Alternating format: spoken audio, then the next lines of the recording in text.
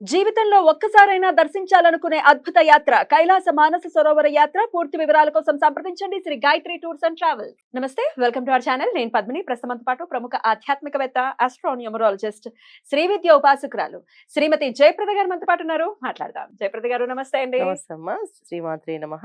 జయప్రద గారు, వేద నక్షత్రాలు అనేది వింటూ ఉంటాం సర్వసాధారణంగా. ఏమిటి వేద నక్షత్రాలు అంటే? మీరు ఎలా అనాలిసిస్ చేస్తారు దీన్ని? అంటే ఎటువంటి విషయాలకి సంబంధించి వేద నక్షత్రాలని చూస్తూ ఉంటారు? అంటే ఒకదానికి ఒకటి పొందర విషయంలోనా, లేకపోతే అసలు ముహూర్తం నిర్ణయ విషయంలోనా? ఏ విషయంలో వేద నక్షత్రాలకి మీ అనాలిసిస్ లో మీరు చూస్తారు? తప్పకుండా. వేద నక్షత్రాలు అంటే 27 నక్షత్రాలు వేద నక్షత్రాలే కదా. హ్మ్. సో వేదంలో చెప్పబడింది అంటే ఒక జ్యోతిష్య భాగం. జ్యోతిష్య భాగంలో ఎలా చూస్తామనే నక్షత్రాలు. ఈ నక్షత్రాలు మనం తీసుకున్నప్పుడు 27 నక్షత్రాలు ఉంటాయి. 27 నక్షత్రాలు ఒకే వరుసలో అన్ని వేద నక్షత్రాలే. అయితే ఒకదానికొకటి. ఏ నక్షత్రానికి ఏ నక్షత్రము చూస్తాము అంటే, ఒకటి వివాహానికి, హ్మ్. 2 మన ముహూర్తానికి. ఎందుకంటే ఒక ముహూర్తము బలం అనేది ఎలా ఉంటుంది అంటే, ఆ ముహూర్తం పెట్టిన సమయానికి ఎటువంటి ఆటంకాలు వచ్చినా, వరదలు రాని, తుఫాన్లు రాని, ఆ ముహూర్తం అయిపోవాలి వాళ్ళకి. ఆ ముహూర్తం పెట్టామంటే ఆ ముహూర్తానికి వాళ్ళు చక్కగా వివాహం పెట్టాం, వివాహ ముహూర్తం అనుకోండి, వివాహం అవ్వాలి. అంటే అలా పెట్టారు అంటే బలం, ఆ ముహూర్తానికి ఆ బలం ఆ ఉంది. బలం ఉందని అర్థం. సో ముహూర్త బలం కోసం ఎక్కువగా ఈ నక్షత్రాలు చూసినప్పుడు, ఈ నక్షత్రానికి కొన్ని కొన్ని డిగ్రీస్ కి వేద నక్షత్రాలు, ఈ నక్షత్రానికి ఈ నక్షత్రం తగిలితే వచ్చే ఇబ్బందులు ఏవైతే ఉన్నాయో అది వేధింపబడతాము అంటే ఆ కాస్త ఇబ్బంది పడతాం అని అర్థం.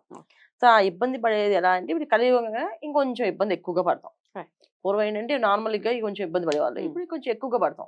అలాగే వివాహ విషయంలో పెళ్లి చేసుకున్నప్పుడు అందరూ ఏం చేస్తారంటే, మనం పాయింట్స్ చూసుకుంటాం.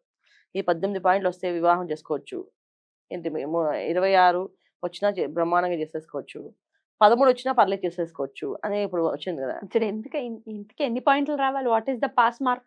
అంటే ఇప్పుడు ఇప్పుడు కాలంలో ఈ వివాహానికి పొంతన ఈ పాయింట్స్ కాదు. ఓకే.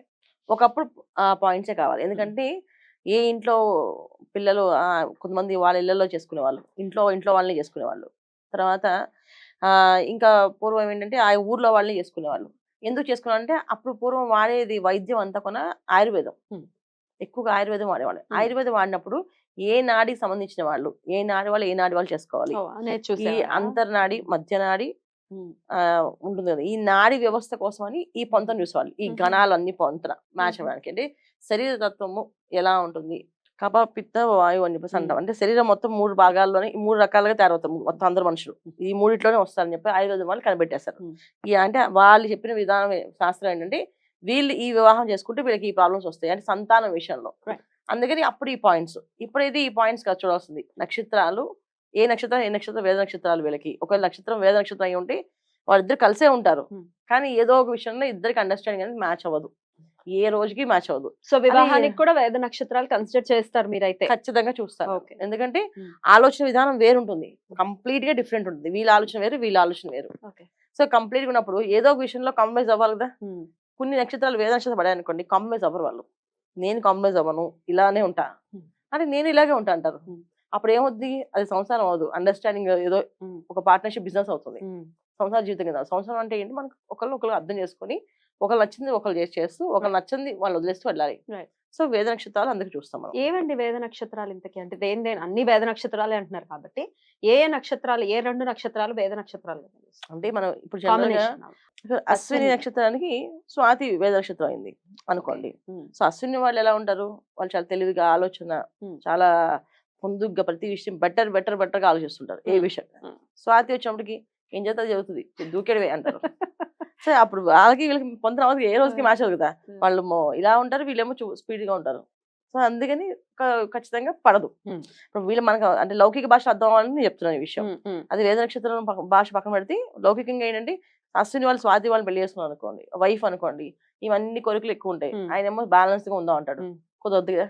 అప్పుడేమొద్ది, ఆయన కరెక్ట్ కాదేమో నాకు అని అనిపించుకుంది. అలాగే స్వాతి హస్బెండ్ వచ్చిన వైఫ్ కి అనిపిస్తే, ఈయన ఎప్పుడు దూకుడు స్వభావం, ఈయన దూకుడు స్వభావంతో నేను పడలేను, నా వల్ల కాదు, నా పద్ధతి వేరు అని చెప్పి మార్చేస్తాం. సో ఎక్కువ మెయిన్ మనం ప్రయారిటీ ఇవ్వాల్సిందంటే వివాహానికి. ఇవాళ వివాహాలు జరగడం కష్టంగా ఉంది, జరిగిన వివాహాలు నిలబడడం కష్టంగా ఉంది, సో నిలబెట్టుకోవడం కూడా కష్టంగా ఉంది. ఒకవేళ ఇలాంటి వివాహం చేసేసుకుంటే, నక్షత్రం వాళ్ళు వివాహం చేసుకుంటున్నారు అనుకోండి, ఒక పరిహారం చేసుకోండి. పరిహారం ఉంటుందా? ఖచ్చితంగా పరిహారం చేసుకోవచ్చు. ఏం పెద్ద కష్టపడేది ఏమి ఉండదు, పరిహారం చేసుకుంటూ ముందుకెళ్ళాలి. సెటిల్ డౌన్ అవుతుంది అంతే కొంచెం. అది అవుతుంది ఎట్లా అది పర్సనలైజ్డ్ గా ఇవ్వాల్సి ఉంటుందా పరిహారం? ఖచ్చితంగా. ఆ, ఎందుకంటే చూడాలి లగ్నాలు వాళ్ళ ఏంటి జాతకం. నిశ్చితంగా ఇప్పుడు నిజంగా ఏమండి మా ఆవిడది స్వాతి నాది అశ్విని మీరు అన్నట్టు మా ఇద్దరు పడట్లేదు అని చెప్పి అంటే విడిపోమని అర్థం కాదు కదా. కాదుగా. దానికి పరిష్కారం ఏంటని చూడాలి. అదే లగ్నాన్ని వేసుకుని అదే లగ్నం ఏంటి అనేది చూసుకుని దాన్ని బట్టి మీరు ఖచ్చితంగా పరిష్కారం. వివాహం అన్నప్పటికీ మనకి అన్ని కోణాలు చెక్ చేస్తారు అన్న. Right. ఈ అన్ని కోణాలు ఇది ఒక కోణం, ఉమ్. ఇది ఒక్క కోణమే.